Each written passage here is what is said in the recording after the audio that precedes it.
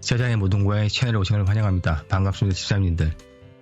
오늘은 먼저 소개해드린 유산균 박사 코너에서 유산균에 의해서 자신의 반려동물에 맞는 유산균, 또 자신에게 맞는 유산균 고르는 법 조금 더 강조해서 핵심 엑기스만 알려드리겠습니다. 먼저 구독, 좋아요 눌러주시면은 고양이, 강아지들한테 많은 도움이 되니까 구독과 좋아요 눌러주시고 알림 설정해주시고 댓글들 많이 달아주시면 감사하겠습니다. 네이버 카페에 있는 세상의 모든 고양이 자료를 같이 유튜브에 공유하고 있는데요. 네이버에서 블로그에서도 세상의 모든 고양이 블로그가 있습니다. 블로그에서도 여러가지 자료를 같이 공유하니까 강아지와 고양이한테 좋은 것들, 좋은 영양제, 보조제들이 다 많이 나와 있으니까 참고하시고 네이버 블로그도 참고하시면 됩니다. 이게 세상의 모든 고양이 약칭 세모고 블로그입니다. 고양이라고 됐지만 고양이, 강아지, 반려동물 공용이고요. 이것은 네이버 카페 세상의 모든 고양이 카페입니다. 끝에 고양이라고 됐지만 역시 고양이, 강아지 공용입니다. 성실회원만 등록되시면 10분이면 누구나 성실회원이 등록되실 수 있고요. 좌측에 있는 메뉴 모든 걸 다 활용하실 수 있습니다. 좌측 메뉴 중에서 저희가 보조제, 영양제 많이 소개하고 있는데요. 그 중에 유산균 박사 코너 오늘 두 번째 시간이고요. 첫 페이지 들어가시면은 유산균, 자신 또는 자신의 반려동물, 강아지 키우시는 분은 강아지, 고양이 키우시는 고양이, 그 고양이 장에 맞는, 장타에 맞는 유산균 고르는 법. 여기서 핵심 포인트는 원료사가 가장 중요하다. 장이 똑같지 않고 타입이 1, 2, 3 타입이 다 나눠져 있습니다. 장내 유산균도 또 다 다르고 또 장내 유익균과 유산균의 환경이, 그 균주의 환경이 다 다르기 때문에 타입 1, 2, 3으로 다 크게 나눠져 있으니까 그것을 고려해갖고 적절히 맞는 유산균을 고른다는 그런 내용을 적어놨으니까 그렇게 해서 들어가 보시면은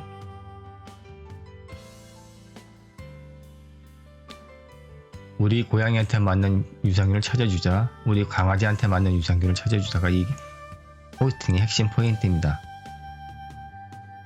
유산균, 프리바이오틱스, 프로바이오틱스 이름도 헷갈리고 2세대, 3세대 있는데 복잡하기만 하고 지금은 4세대까지 나와 있죠. 지금 3세대하고 4세대 같이 나와 있는 상황인데 4세대 포스트바이오틱스, 그러니까 차세대라는 의미죠. 차세대는 기능성 유산균, 어떤 특정한 기능까지 갖고 있는 겁니다. 장만 좋아지고 건강 좋아진다는 게 아니라 당뇨를 고친다든지 치매를 치료하든지 심장이 좋다든지 구체적이고 특정돼서도 나오는 게 차세대의 유산균들입니다. 앞으로는 치료 목적인 유산균들이 훨씬 더 많이 나올 거라고 생각하고 있고요. 근데 이제 이것저것 하면 머리 아픈데 가장 중요한 거는 글로벌 3대 유산균 원료사 걸 갖다 쓰는 것만 먹이면 됩니다. 그리고 아무리 좋은 유산균주라 해도 먹으면 설사하는 거 있다. 그거는 균주가 맞지 않으니까 명현 반영이니 이상한 생각하시면 안 되고요. 그냥 포기하시고 그 균주는, 그 원료사의 균주는 자신과 맞지 않다, 또 자신의 반려동물과 맞지 않다고 포기하시면 됩니다. 설사하는 경우는 딱 두 가지입니다. 양이 너무 많거나 그땐 양을 좀 줄여보고 그래도 설사한다 그러면은 균주가 맞지 않는구나, 그렇게 판단하시는 겁니다.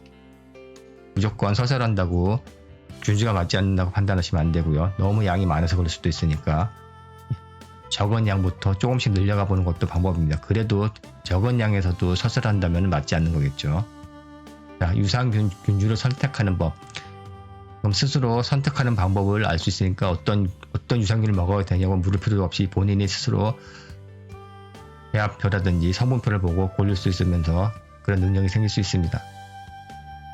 원료사가 가장 중요하다. 세계적으로 신뢰할 수 있는 대표 원료사 제품을 선정해야 된다. 배합표 성분표에 대표 원료사가 적혀있으면 그건 OK입니다. 두 번째, 유산균의 최종 균주를 봐야 된다. 즉 족보를 봐야 된다고 얘기했죠. 유산균의 족보. 그게 족보가 스트레인이랍니다.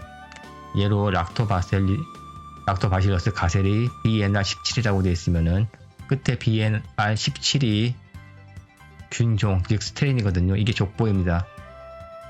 요걸 사람의 이제 인류에 비해서 보면 락토바실러스라는 게 동물이고 가셀리가 LU이고 BNR17이 한국 사람이라고 생각하면 이해하기가 쉬울 겁니다. 사람도 동양인, 유럽인, 흑인 이렇게 나눠져 있듯이 균주도 다양하게 나눠져 있는데 구체적으로 나눠져 있는 게 끝에 스트레인, 균종까지 나와 있으면은 구체적으로 나와 있는 거니까 이렇게 세 가지가 다 나와야 균종까지 나와 있는 표시가 된 그런 제품을 구매하셔야 되는 게 또 포인트고요. 제품 보시면 영양, 기능 정보란에 적힌 보장 균수를 꼼꼼히 체크하셔야 된다. 국내 제품은 상관이 없는데 해외는 보장 균수라는 게 없습니다. 보장 균수라는 거는 최종적으로 입에 들어갈 때 남아있어야 되는 균주를 적어 놓은 겁니다. 이거는 식약처에서 정해 놓은 거거든요. 국내에는 1000억, 2000억 유산균주를 투입해도 한 달, 두 달 또는 6개월 지나서 먹을 때 입에 들어갈 때 1억 또는 10억 이렇게 먹을 수 있어요. 이 균주가 자꾸 죽어나가기 때문에 환경에 따라 달라지기 때문에 100억짜리 유산균주라고 해서 먹어도 어떤 사람은 20억 또는 어떤 사람은 10억 이렇게밖에 뱃속에 들어가지 않는 경우가 있습니다. 그래서 아예 딱 정해냈습니다. 최소한 이게 고온에 있든 저온에 있든 뱃속에 들어갈 때 10억은 최소한 돼야 된다. 그러니까 투입 균수는 볼 필요도 없고 내 뱃속에 들어갈 때 10억을 보장해 주는 게 보장 균수입니다. 그래서 균주는 두 개로 나눠져 있습니다. 투입 균수와 보장 균수. 그래서 최종적인 투입 균수가 가장 중요하다고 생각할 수가 있지만은 이거는 해외 제품들 얘기고요. 우리는 보장 균수를 봐야 됩니다.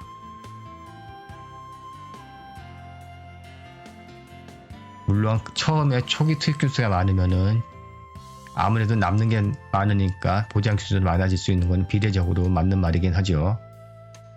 그리고 균의 종류가 다양하고 많아야 되고 균의 종류가 많아도 균수가 적으면 안 된다. 균수까지도 많은 게 좋다. 그리고 균주가 골고루 배합 비율이 적절히 있는 게 좋다.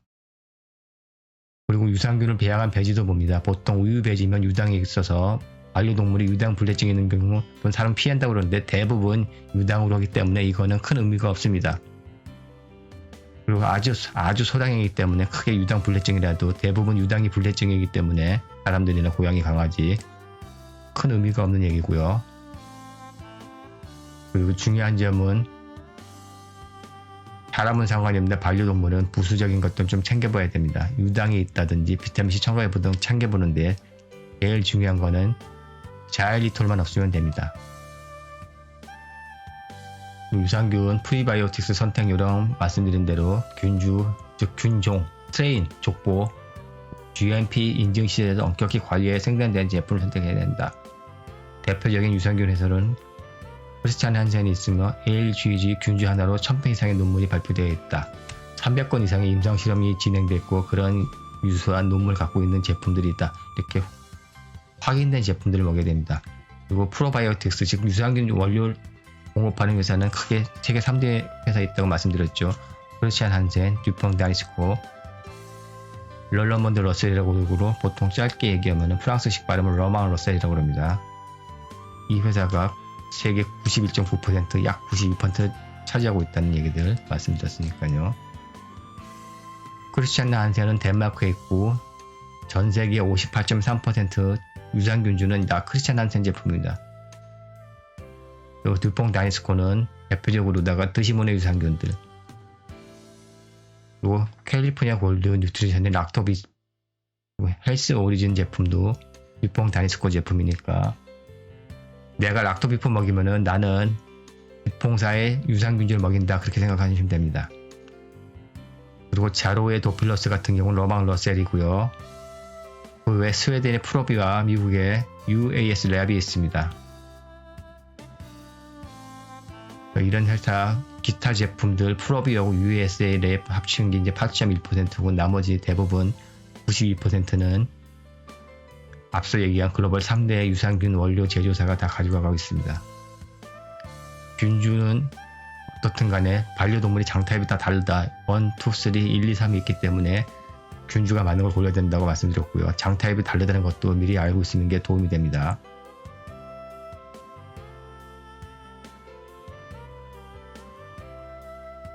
그리고 우리가 유산균 가성비 따지는데 실제적으로 가성비는 없고요. 유산균은 비싼 만큼 비례해서 좋습니다. 그래서 어쩔 수 없습니다. 이 부분은 비싼 만큼 균종이 다양하고 균수가 많거든요. 그러니까 가격이 좀 비싼 만큼, 그래서 가성비라는 거는 그냥 적절한 균주하고 균종은 스스로 좀 더 포기한다든지 하는 편에서 타협하는 거지. 제일 좋은 거는 4천억 드시모네 유산균 같으면은 14가지 이상의 균종과 4천억 이상 있으니까 가장 좋은 그런 제품이라고 할 수 있을 겁니다.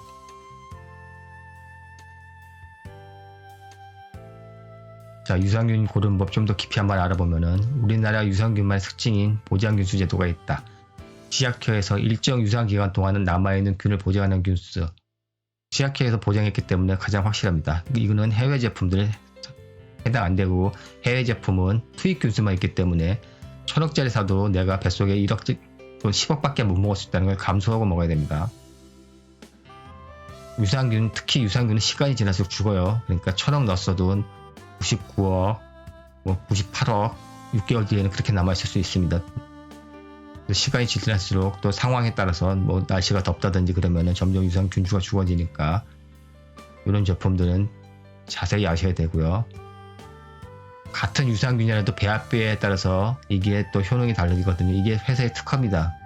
원료를 받지만 배합 비율은 그 패키지 회사가 다 갖고 있기 때문에 이게 조금 더 다른 어떤 그런 비법이라고 할 수 있을까, 그렇게 되니까 이게 하나의 특허 자료라고 할 수 있는 거죠. 그래서 균수가 무조건 많다기보다는 적절히 배합을 해서 효능을 높이는 게 각 유산균 제조회사의 기술입니다. 그리고 제일 중요한 거, 유산균은 냉장 보관하고 냉장 이동하는 겁니다. 실온 보관이라고 쓰여있는 유산균도 있지만은 다 냉장 보관해야지 한 톨이라도 더 먹을 수가 있는 겁니다. 1000억 보장 유산균이 아닌 이상 보통 투입균수 1000억을 넣었을 경우에 하나라도 더 먹을 수 있는 거는 냉장 보관하고 냉장 이동하는 게 가장 유산균을 보관하는 가장 기본적인 방법입니다. 일단 처음부터 냉장 보관하는 유산균이 있고 실온에 보관해야 된다고 적힌 유산균이 있는데, 실온 보관하는 적혀 있다고 해도 냉장 보관해야지만 유산균주를 같은 값에 더 많은 걸 먹으니까 이게 가성비가 좋다고 할 수 있는 겁니다. 자, 다시 한번 말씀드리면은 세계 3대 원료사나 아니면 최소한 5, 6대 원료사까지 그 원료사가 적힌 걸 먹어야 된다. 즉 유산균 박스에 있는 걸 보고 원료사가 어디 건가 표시된 유산균을 선택해야 되는 겁니다. 이 원료사 표시하지 않은 거는 짝퉁, 중국산, 그러니까 표기하기 싫은 것들이 있기 때문에 꺼림직한 거니까 이건 걸리셔야 되고요. 두 번째는 균주가 다양하고 균수가 많은 걸 고르고 골고루 있는 걸 골라야 된다. 이렇게 말씀드릴 수 있습니다. 자, 이 정도면은 대부분 스스로 유산균주를 고를 수 있는 능력이 생기는 거고요. 지금 말씀드린 거는 사람, 동물 다 동일하기 때문에, 또 유산균은 동물용이라고 더 좋은 게 아니고 사람용이라고 나쁘거나 그런 게 아닙니다. 특히 사람용, 많은 반려동물, 고양이, 강아지 키우시는 집사람들이 사람용 많이 먹이시고요. 특히 닥터 모콜라 700억 유산균 아주 좋습니다. 이게 가성비 좋다고 표현할 수 있고요. 드시모네 유산균 먹이는 게 가장 좋을 수 있고요. 그 드시모네 유산균이 가장 좋다고 해도 어떤 강아지나 고양이는 장에 맞지 않으면 설사하고 별 효과 못 볼 수도 있습니다. 이게 균주를 골라야 되는 그 바로 핵심 포인트니까요. 아무리 좋은 유산균이라도 균주가 맞지 않으면은 나와 또는 내 반려동물과 맞지 않다. 그래서 다른 균주를 훨씬 싼 게 더 좋을 수도 있다는 얘기죠. 자, 오늘은 유산균주를 스스로 고를 수 있는 방법을 다시 한번 체크해 봤습니다. 끝으로 좋아요, 구독 눌러주시면 고양이 강아지한테 도움이 되고요. 네이버 카페 세상의 모든 고양이 카페 오셔갖고 자료 보셔도 되고, 또 네이버 카페 세상의 모든 고양이 블로그에 오셔도 자료 볼 수 있습니다. 이상으로 오늘 포스팅 마치고 끝까지 시청해주신 고양이 강아지 집사님들한테 감사하게 생각드립니다.